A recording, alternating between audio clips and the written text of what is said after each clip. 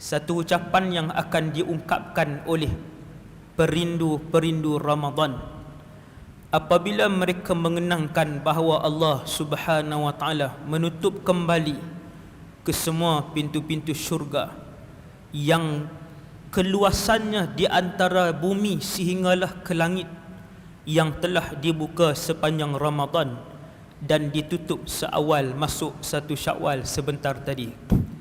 Inna lillah wa inna ilaihi raji'un.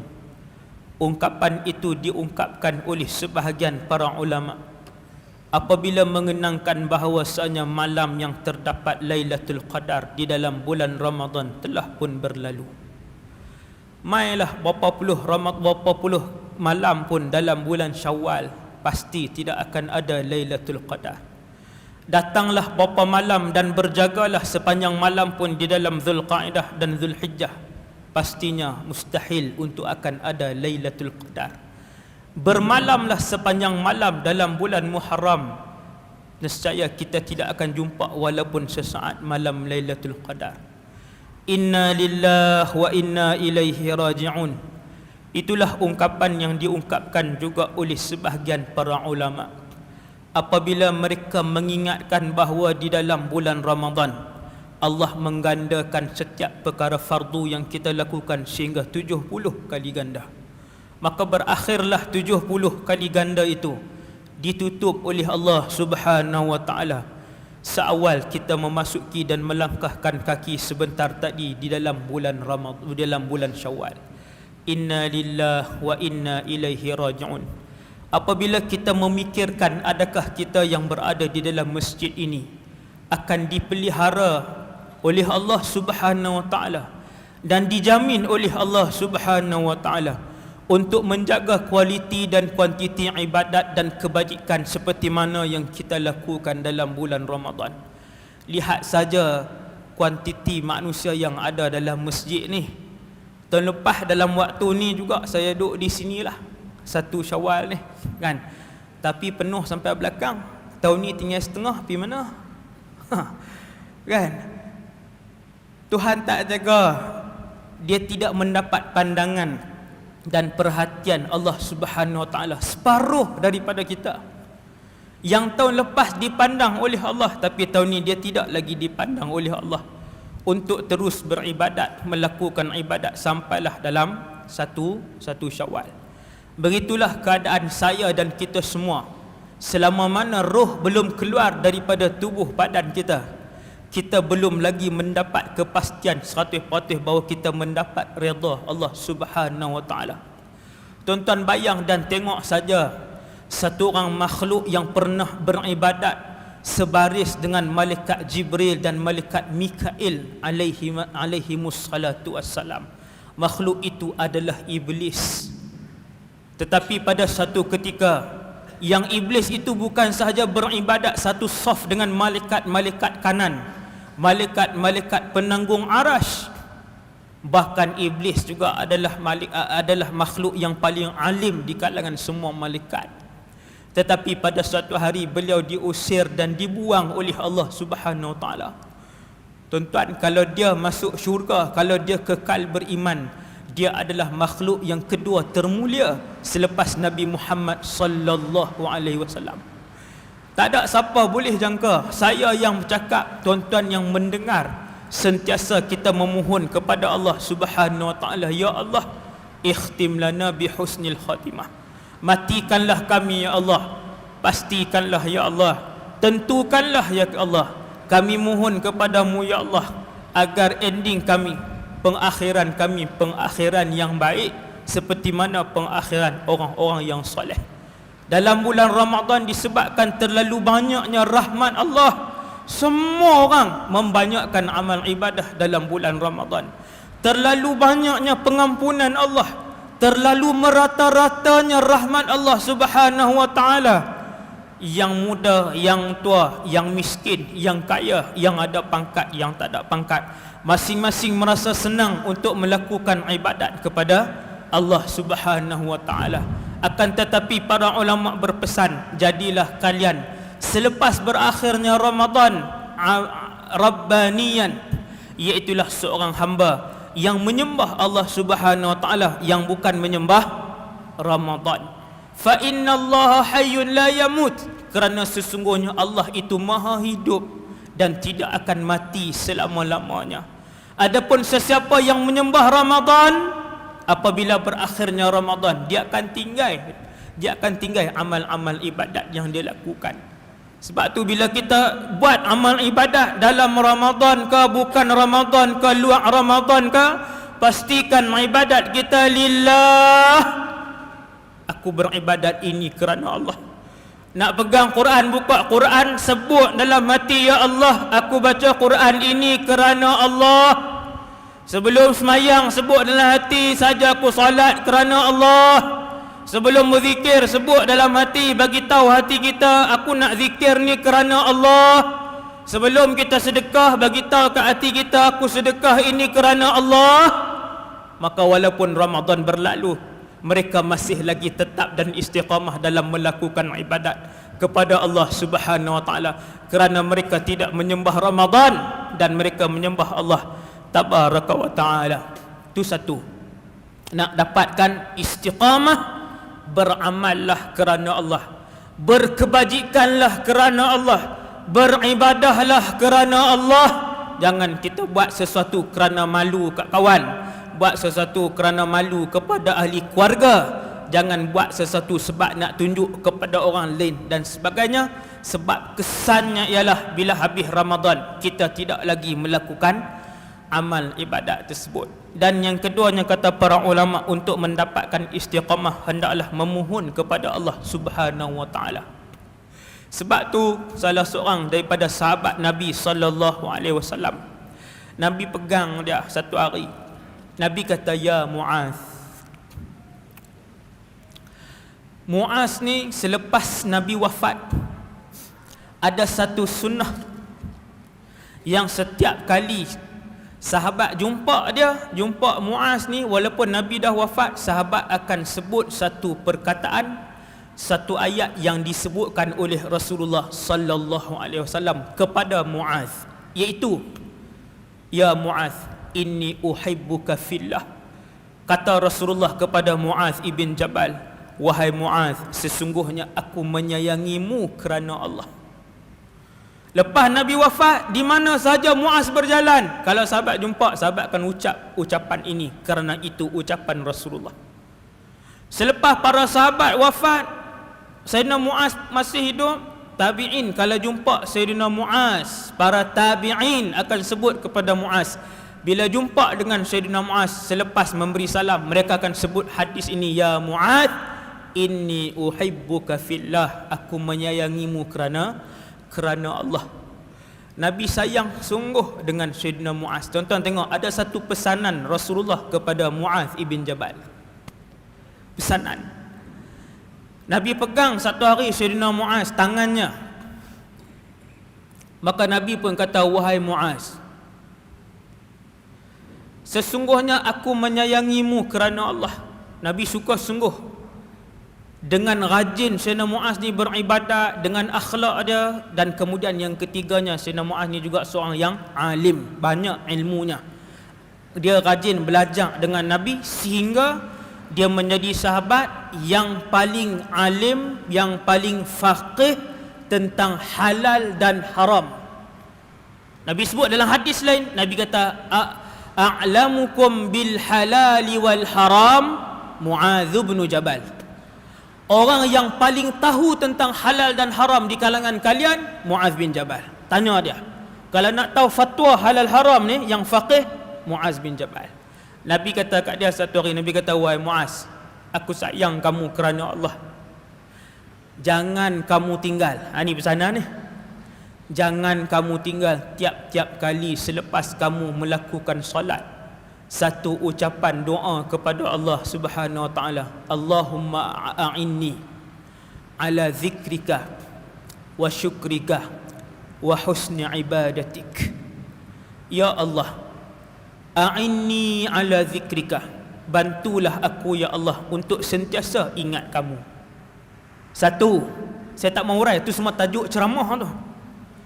Kenapa Nabi ajar Muaz satu doa yang diucap oleh Rasulullah setiap kali seusai Nabi bagi salam, Assalamualaikum warahmatullah, Assalamualaikum warahmatullah, Allahumma inni ala zikrika wa syukrika wa husni ibadatik. Ya Allah, bantulah aku untuk sentiasa mengingatimu. Wa syukrika, ya Allah, bantulah aku sentiasa untuk sentiasa mensyukuri, berterima kasih kepadamu. Dua. Tu tajuk ceramah juga tu. Syukur, tajuk ceramah. Dua. Allahumma inni wa ala husni ibadatik, ya Allah, bantulah aku dalam mengelokkan amal ibadahku. Tiga benda hak Nabi ajak Sayyidina Muaz bin Jabal, dan tiga-tiga tu benda yang penting dalam kehidupan kita. Yang pertama, sentiasa ingat Allah. Cara ringkas, manusia yang tidak melupakan Allah akan sentiasa dikawal oleh Allah Azza wa Jal dan dilindungi kehidupannya oleh Allah Subhanahu wa Ta'ala di mana sahaja dia berada. Di dalam api dia, di bawah lautan dia mesti dijaga oleh Allah. Tuan-tuan tengok Sayyidina Ibrahim masuk dalam api, hasbiyallah wa ni'mal wakil. Dia tak pernah lupa Allah. Dia tidak pernah melupakan Allah. Hak ni Nabi ajak, Allahumma inni ala zikrika. Apabila kamu jadi satu orang yang sentiasa mengingati Allah, maka semua kejahatan di dalam alam ini akan dilindungi oleh Allah Subhanahu wa Ta'ala daripada terkena kita. Nabi Yunus ibn Matta alaihi salam duduk di dalam perut ikan. Hak ni bukan cerita dongeng. Duduk dalam perut ikan, berada di bawah dasar lautan. Logik akal mati. Tetapi lebih daripada berhari-hari, Yunus alaihi salam berada di dalam perut ikan siang dan malam di dasar lautan, tetapi tak mati. Tatkala itu mulut dan hati Nabi Yunus alaihi salam sentiasa melafazkan zikir, mengingati Allah Subhanahu wa Ta'ala. La ilaha illa anta subhanaka inni kuntu minadh zalimin. Ini khasiat nombor satu. Allahumma inni ala zikrika. Nabi kata, Muaz, minta dengan Allah, Allah jaga, Allah bagi kamu ingat supaya kamu sentiasa mengingati Allah. Mohon kepada Allah, wahai Muaz, supaya kamu sentiasa mengingati Allah Subhanahu wa Ta'ala. Zikir. Wa syukrika, mensyukuri Allah. Yang tu pun tajuk yang panjang. Wa husni ibadatik, sentiasa mengelokkan amal ibadat kepada Allah Subhanahu wa Ta'ala. Dan kemudian kita tengok istiqamah Nabi Nuh alaihi salam. Kita lepas Ramadan ni tuan-tuan macam ni lah, no? Dia dandan, berasa. Tuan-tuan akan tengok nanti ibadat-ibadat kita, sedekah kita, semayang kita, dia semua menurun. Kesemuanya menurun. Maka Allah buat mai cerita dalam Al-Quran supaya dengan cerita ini umat Muhammad sallallahu alaihi wasallam la'allakum tatadhakkarun, supaya kalian berfikir. Kami datangkan cerita-cerita di dalam Al-Quran supaya kalian memandang dan melihat cerita itu dengan penuh iktibar.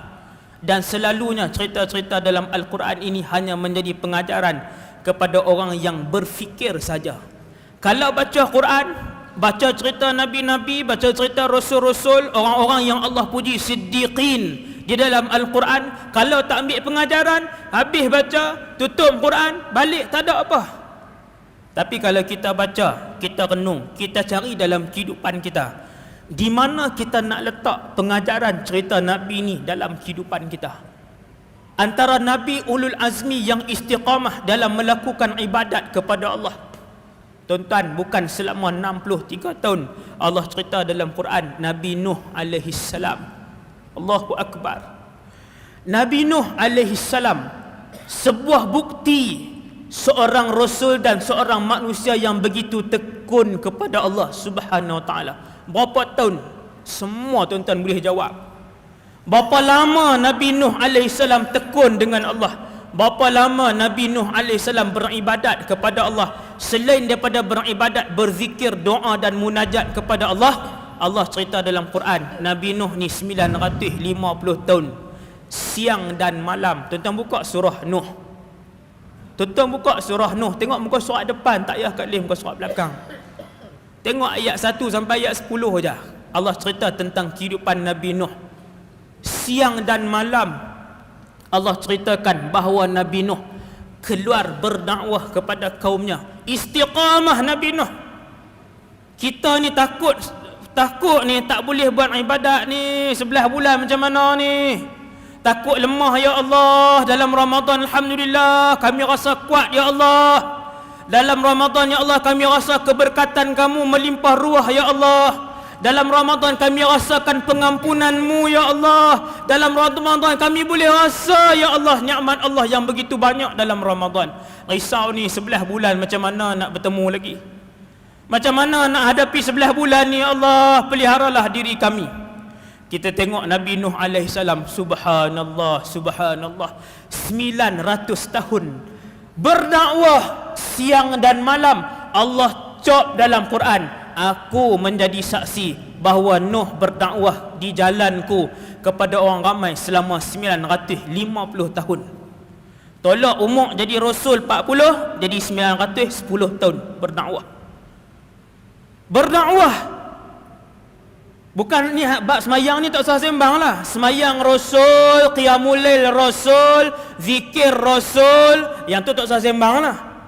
Ni hak keluar berdakwah ni.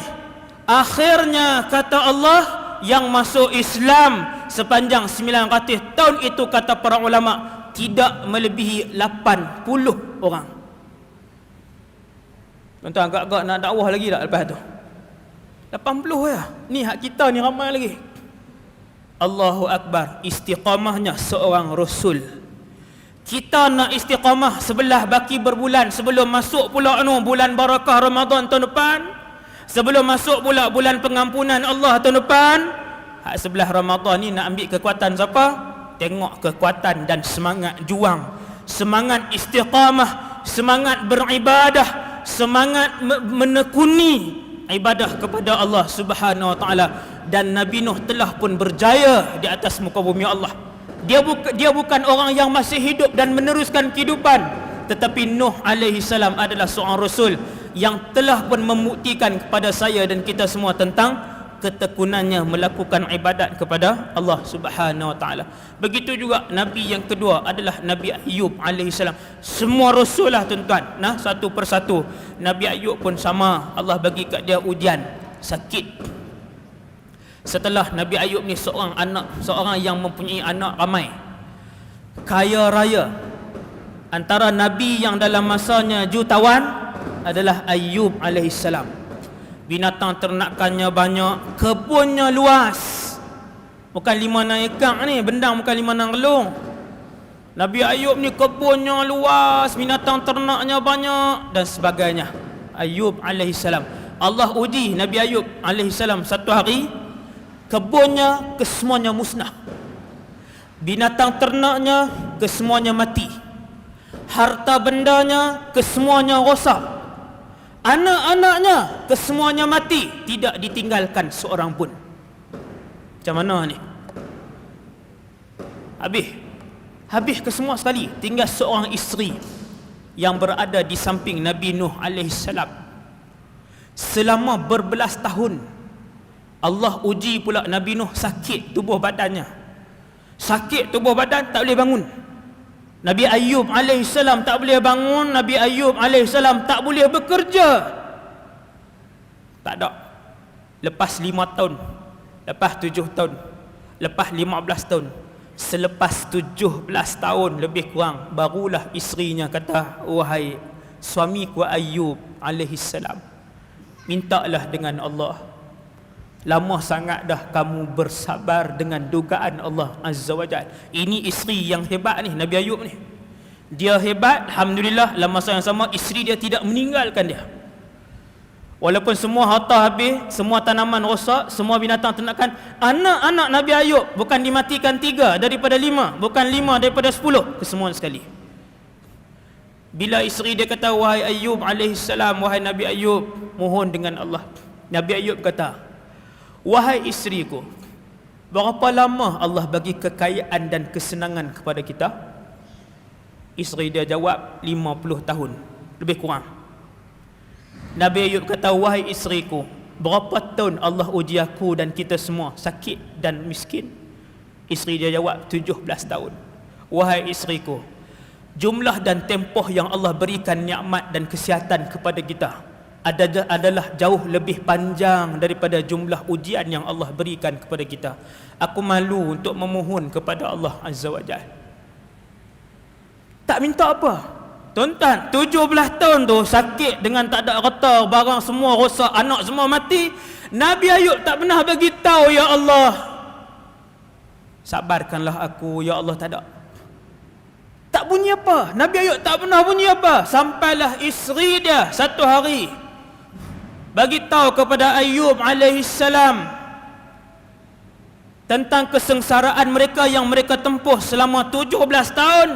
Barulah waktu tu Nabi Ayub ungkapkan satu doa. Doa itu dimaterikan oleh Allah di dalam Al-Quran. Wa ayyuba idznada rabbahu anni massaniyaddur. Ya Allah, aku ni sakit. Baru kata sekali. Wa ayyuba idznada rabbahu anni massaniyaddur. Ya Allah, aku telah ditimpa dengan kesakitan. Wa anta arhamur rahimin, dan engkaulah Tuhan yang maha pengasih lagi maha penyayang. Habis hak tu je dia punya rintihan dia. Kita demam baru sehari 12 kali dah. Ya Allah, sakitlah. Tak pernah sakit kepala macam ni lah. Satu rumah tahu baru demam sekarang hari. Sakit kepala ni, duk sebut ni, sakit kepala, mak hang oi. Mak hang tu isteri lah. Mak hang siapa dia? Yang patut umai ayat ke apa ke? Allahu Rabbi, 17 tahun. Apa yang diungkapkan? Rabbi anni massaniyaddur. Ya Allah, kata Nabi Ayub, aku ni kena mudarat. Wa anta arhamur rahimin. Habis. Subhanallah. Sekali je Nabi Ayub sebut dengan Allah, terus Allah makbulkan. Allah arahkan Nabi Ayub untuk mandi di satu tempat. Buang semua penyakit yang dia kena. Dia pun mandi di sebuah telaga. Allah hilangkan semua penyakit. Allah kembalikan harta dia. Kembalikan emas perak kepadanya. Kembalikan binatang ternak kepadanya. Dan isteri dia mula melahirkan anak sehingga berjumlah berpuluh-puluh orang lepas tu. Berpuluh-puluh orang lepas tu. Anak Nabi Ayub alaihissalam kerana bersabar. Bolehkah 17 tahun? Tak sebut apa, bolehkah? Tuan-tuan sakit gigi sekarang hari, berapa kali kita mengungut? Bukan tuan-tuan lah, sekali dengan saya lah. Siapa boleh tahan sakit gigi? Sekarang hari baru, berapa kali kita mengungut? Subhanallah. Sebab tu para rasul ni, bila dia tak pernah mengungut dengan Allah, bila sekali dia minta, Allah terus gantikan kepada para rasul ini. Dan yang terakhir sekali, tuan-tuan yang dirahmati Allah Subhanahu wa taala sekalian, kita mencari dalam kehidupan kita iman seperti mana yang diperolehi oleh para sahabat. Iman yang takkan berganjak daripada iman tersebut, kekal dengan keimanan yang tinggi kepada Allah Subhanahu wa taala. Dalam satu cerita, Nabi cerita sendiri. Cerita ni dalam Sahih Muslim. Saya ringkaskan cerita ni. Tuan-tuan tengok iman orang dulu, iman para sahabat, dan iman haqqul yaqin ataupun iman ainul yaqin para sahabat dan orang-orang dulu. Iman inilah yang kita cari untuk kita tenangkan diri kita bahawa satu hari nanti insya-Allah kita menghadap Allah Subhanahu wa taala dalam keadaan membawa iman ini. Kita nak jamin diri kita insya-Allah bila sampai tahap ni kita boleh bertemu dengan Allah bawa iman yang kuat. Satu orang pemuda, anak bukan pemuda, dia disebut dalam hadis sebagai ghulam. Ghulam ni bermaksud umur dia sebelum baligh. di antara 12 sampai 14 tahun. Apabila Arab sebut ghulam, bermaksud umur seorang kanak-kanak daripada 11 hingga 14. Budak ustaz, tuan-tuan, budak. Nabi cerita budak ni dia dipilih sebagai pelapis ahli sihir diraja. Tuan-tuan buka kitab Sahih Muslim, riwayat Sahih Riyadhus Salihin. Hadis ni ada dalam Sahih Muslim. Saya nak sebut cerita ni sebagai yang terakhir pada malam ni. Saya pun nak balik jauh pula, esok khutbah pula, kan? Tuan-tuan sekalian, satu orang kanak-kanak ni, kanak-kanak sama ada darjah 5, 6 kata 1. Dia seorang dipilih. Saya pendekkan cerita sebab tuan-tuan semua pernah dengar dah. Menjadi pelapis ahli sihir diraja. Jadi tukang sihir diraja setiap hari akan ajak dia sihir. Sihir dengan rambut, dengan gambang, sihir dengan macam-macam lah, tuan-tuan kita semua duk dengar tu lah. Wallahu alam. Sampai suatu hari dia berguru dengan tukang sihir diraja, dan dia juga berguru dengan seorang wali. Orang hebat, wali, orang yang dekat dengan Allah. Sehinggalah kampung mereka keluar seekor binatang yang disebut oleh Rasulullah. Binatang ni membuatkan orang kampung tak boleh lawan dengan binatang ni. Wallahu alam, binatang apa? Akhirnya bila tengok orang kampung tak boleh lawan, budak ni pun dia keluar. Dia kata, ya Allah, hari ni aku boleh tahu apakah ajaran si alim ini yang benar ataupun ajaran tukang sihir itu benar. Tuan-tuan tengok ni iman ni hak kita nak cari, tuan-tuan. Iman ni hak kita nak cari. Budak ni pegang seketul batu. Dia kata bismillah, dengan nama Allah. Dia baling, kena pada binatang tadi, dan binatang tu pun mati. Tuan-tuan, binatang ni satu kampung lawan dengan dia. Satu kampung lawan dengan dia, tak mati. Dia bunuh orang apa semualah, kali semua orang tak boleh lawan dah dengan binatang ni. Tiba-tiba budak ni dia nak mencari kuasa yang sebenar yang berada di atas alam ini. Siapa? Maka dia pun kata, ya Allah, kalaulah apa yang diajarkan oleh si alim ni benar, matikanlah binatang ni. Dia ambil batu kecil je. Dia kata bismillah, dengan namamu ya Allah. Dia baling, binatang tu mati. Lepas binatang tu mati, orang kampung ayuh. Dia pergi jumpa tok guru dia. Tok guru dia kata, innaka satubtala, akan mai ujian berat kepada kamu. Tuan-tuan, manusia ni bila dia dah mula dapat keyakinan dengan Allah, ni iman ni, sekali dia akan main ujian, mesti main ujian. Maryam alaihi salatu wassalam beribadat sehingga dihantar kepadanya makanan syurga siang dan malam. Maryam, ibunda kepada Nabi Isa, akan diuji tak bila sampai tahap tu? Mesti kena uji. Apa Allah uji Maryam? Mengandung tanpa berkahwin.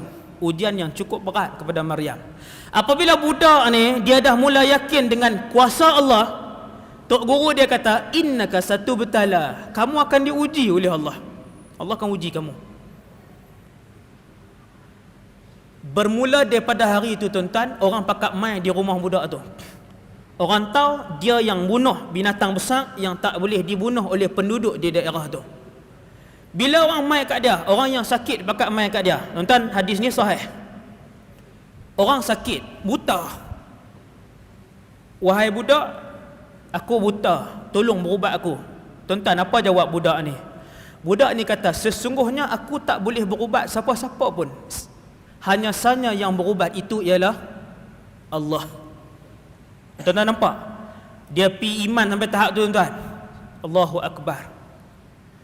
Budak tu kata, kalau pakcik mau beriman dengan Allah, saya akan minta Allah ubatkan pakcik. Pakcik tu kata, aku beriman dengan Allah.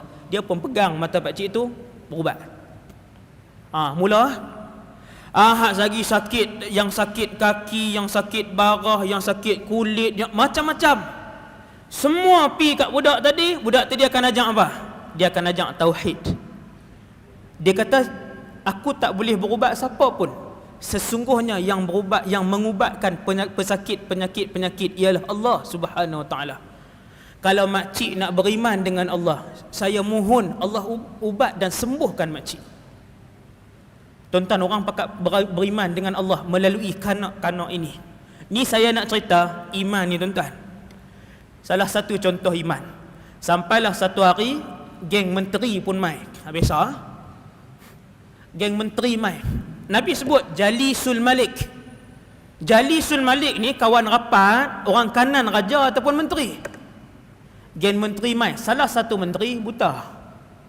Dia buat mai hadiah yang banyak. Dia kata, wahai budak, budaklah umur 12, 11, 12.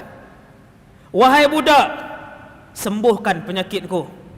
Kanak-kanak ni kata, sesungguhnya yang menyembuhkan itu ialah Allah. Menteri itu tanya, siapa Allah? Tuhan aku. Bukankah Tuhan kita raja di istana? Bukankah Tuhan kita raja di istana? Budak tu kata, dak, Rabbi wa rabbukallah. Tuhan aku dan Tuhan kamu Allah. Kalau kamu nak beriman dengan Allah, aku mohon kepada Allah, ya Allah, sembuhkanlah penyakit kamu. Menteri itu kata, aku beriman dengan Allah. Walaupun kita nampak macam ada balasan dia beriman sebab bukan sebab ni, tak. Akhirnya menteri ni jadi seorang yang baik. Dia beriman dengan Allah, disembuhkan matanya. Tuan-tuan tengok budak ni, dia sampai satu tahap begitu. Bila dia dah mula yakin, haqqul yaqin kepada Allah Azza wa Jal. Tinggi lah. Tinggi, tuan, tinggi.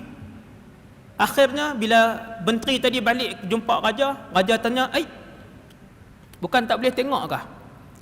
Dia kata, memang tak boleh tengok, tetapi Allah menyembuhkan mataku.